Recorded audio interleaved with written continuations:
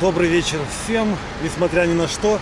Вы в настоящем моменте. Меня зовут Виталий. Я нахожусь в городе Ирпень. И не видно меня, потому что в городе полный blackout. Вы, наверное, слышите, как город сейчас гудит. Это в нем работают генераторы.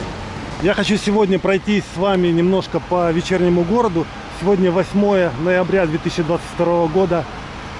И сейчас 5 часов вечера. Еще не очень-то и поздно. И я вам буду показывать то, что можно посмотреть. То есть жилые кварталы, дома, улицы. Видите, на улицах только фары машин видны. А некоторые окна светятся только потому, что работают генераторы. Дизельные генераторы или бензиновые генераторы. Вот сейчас мы подойдем к спортклубу. И я вам покажу такой генератор. Шум от него стоит очень сильный на улице.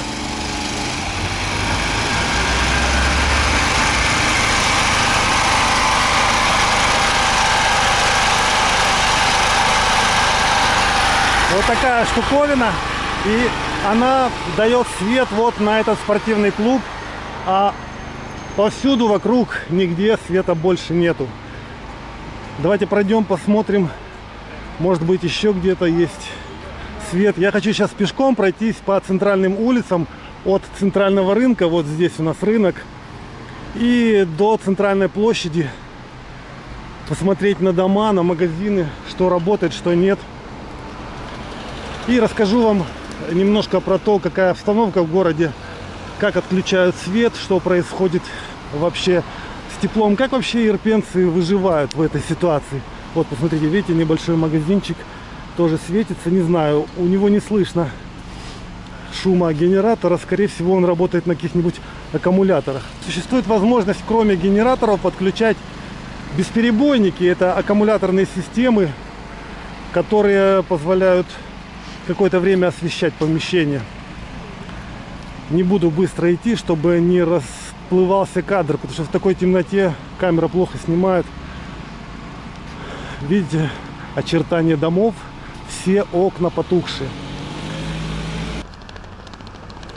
5 часов вечера уже слишком темно, поэтому я буду накладывать здесь кадры дневные в тех же местах, где я иду вечером, чтобы было понятно, где я иду и как это все выглядит днем. Итак, где-то с начала октября Россия постаралась закидать Украину своими крылатыми ракетами и жужжащими дронами иранскими. Ну и повредила энергосистему. И с тех пор у нас начались перебои с электричеством. И пострадала больше всего Киевская, Житомирская, Черкасская и Черниговская областя. Я вам сейчас поставлю здесь фотографию, на которой видно по 12-бальной шкале, какие области больше всего пострадали, а какие меньше. И вот я нахожусь сейчас в городе Ирпень под Киевом. В Киеве, кстати, такая же ситуация. И мы как бы в зоне наиболее пострадавшей, более всего лишенной света. И у нас сейчас вырисовывается такая картина, что в дневное время суток у нас 4 часа есть электричество, все остальное время нету электричества. То есть 4 или 6 максимум часов. Там по-разному графики были составлены для каждого города, для каждой половины города. Как-то по-другому я долго не мог понять, как это работает. Но сейчас немножко вдуплился. Получается, что у нас либо с утра с 8 до 12 нету света, а потом с 12 до 4 есть. Либо наоборот, до 12 есть свет, а потом с 4 до 8 нету. Ну, а ночью свет почти всегда есть. Я не знаю, я ночью сплю, и поэтому не могу сказать точно, сколько часов ночью дают свет. Я сейчас остановился возле аптеки, видите, там какой-то ночничок горит. Возможно, аптека это торгует. Остальные аптеки здесь не торгуют. Стоматологии не работают. То есть 5 часов вечера все еще должно работать. Здесь обычно в такое время фонари горят. Ну, оживленная, так сказать, деятельность происходит. Потому что люди вот только сейчас еще либо уходят с работы, либо еще до 6 будут работать. То, в принципе, здесь обычно жизнь идет своим чередом. Ну, а сейчас темно. Поэтому как бы все немножко замерло. Но все равно, вы же видите, движение есть. Сейчас, наверное, выйду на центральную площадь, вот по этой улице. Смотрите, я еще подошел только на метров, наверное, 50 к этому магазину. Но вы уже слышите, как гудит этот генератор. Просто, ну, очень сильный шум. И так повсюду. И хорошо, что генераторов не так-то много. То есть они попадаются 1-2 на улицу. А если бы генераторов было вообще в каждом магазине, например, еще вот в этом, то здесь бы вообще гул стоял. То есть было бы... Ну, иранские дроны точно мы бы не услышали, если бы они летели. А это кафе.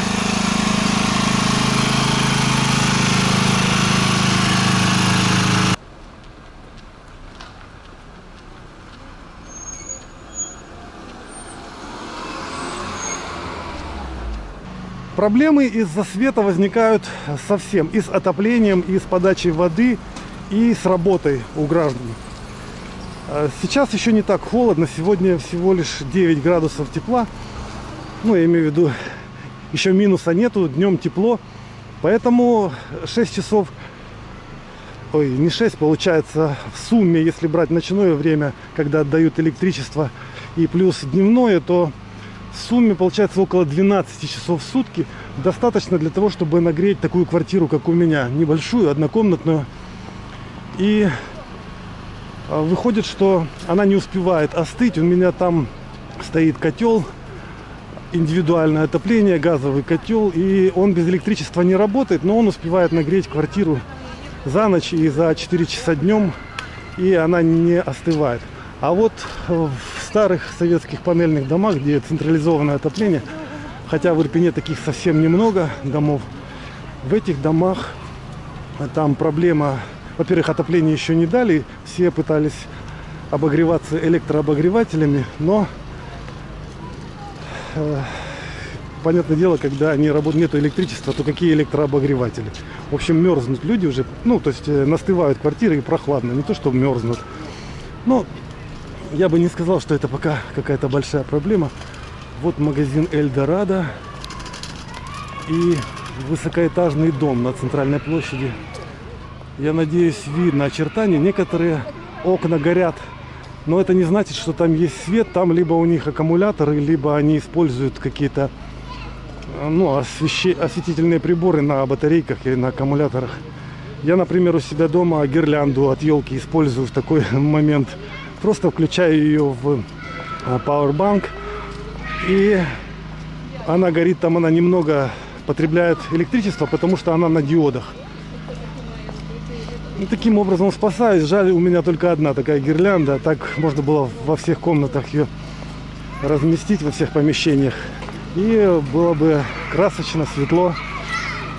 Так фонарик приходится использовать, но, кстати, фонарики исчезли из продажи. Их нет, только можно по интернету заказать. В эпицентре точно нет. Я был, смотрел.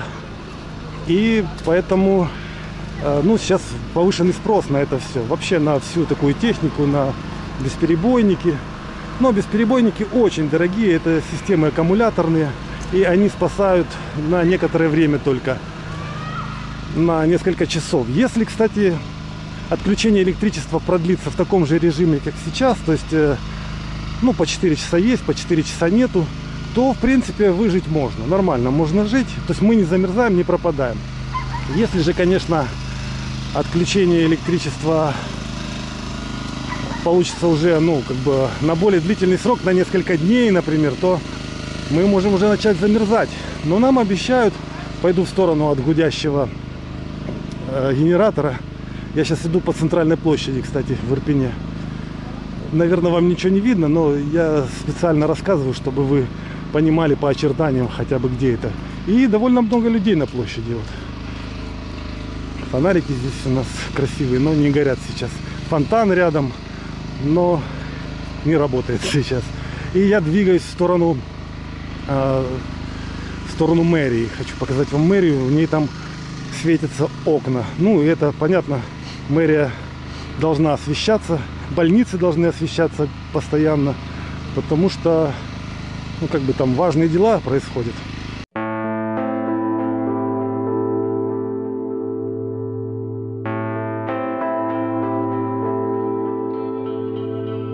что я рассказываю? Про то, что нам обещают починить энергосистему уже за 2 недели.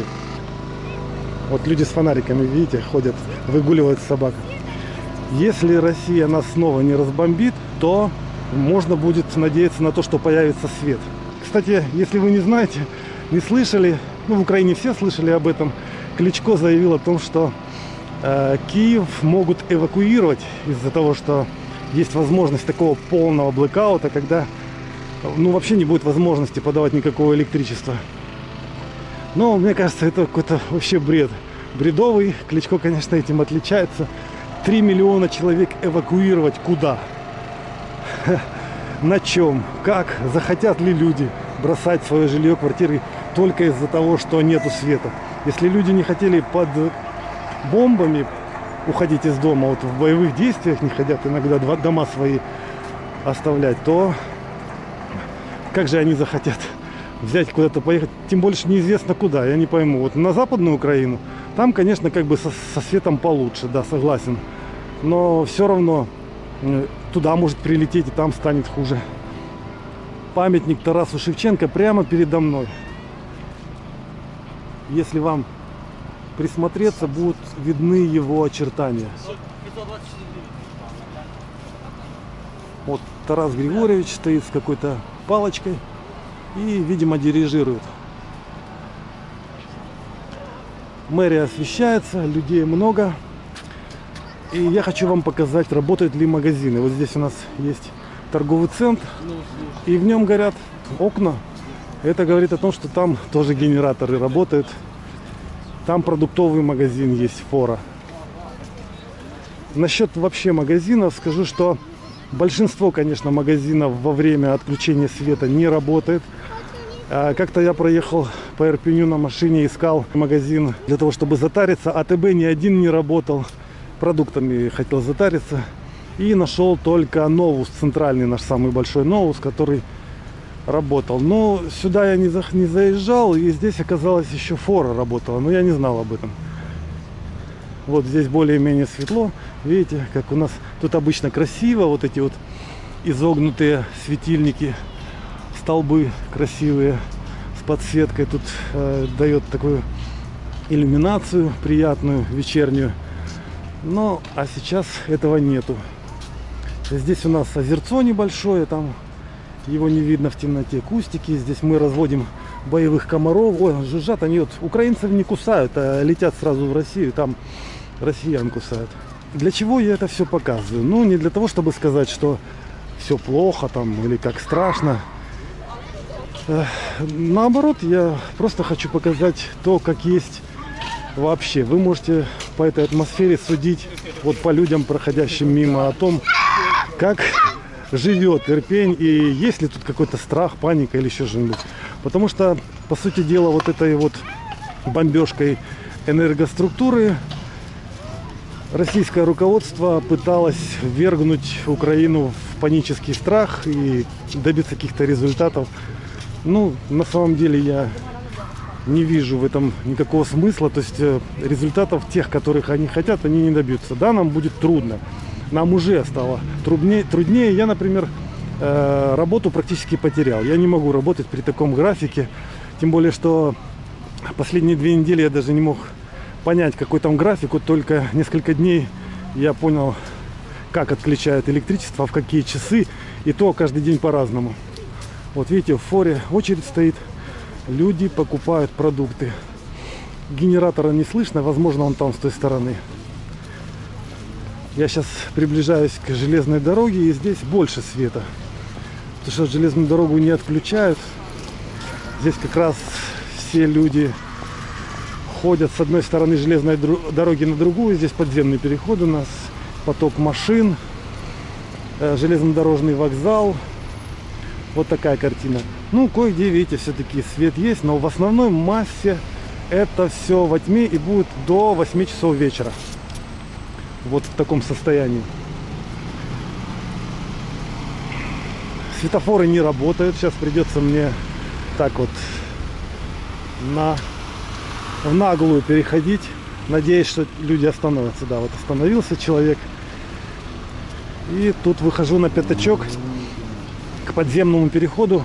Мне вообще надо на ту сторону, я живу на той стороне Ирпеня. И я вижу, та сторона тоже полностью потухшая. Ничего нету, нигде света. Просто еще раз развернусь на аллею Славы. Медленно покажу, чтобы вы видели, какая обстановка в Ирпене. Возможно, таких кадров больше и не будет. Будут другие какие-то, не знаю, может быть, вообще нигде генератор не будет работать. Топливо кончится, не будет бензина, солярки, и народа не будет, все поуезжают. Но это будет уже другой Ирпень, не сегодня, не сейчас, не в настоящем моменте. Хотя я не верю, что Ирпень вымрет, все будет нормально. А это подземный переход, и в нем есть электричество. Дело в том, что он запитан от железной дороги, и здесь всегда есть электричество.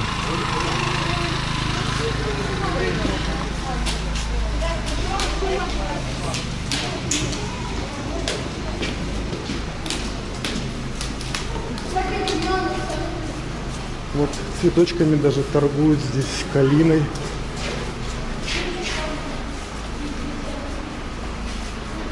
Сейчас пройду на ту сторону еще, посмотрю, как там обстановка, и тогда уже попрощаюсь с вами и пойду домой.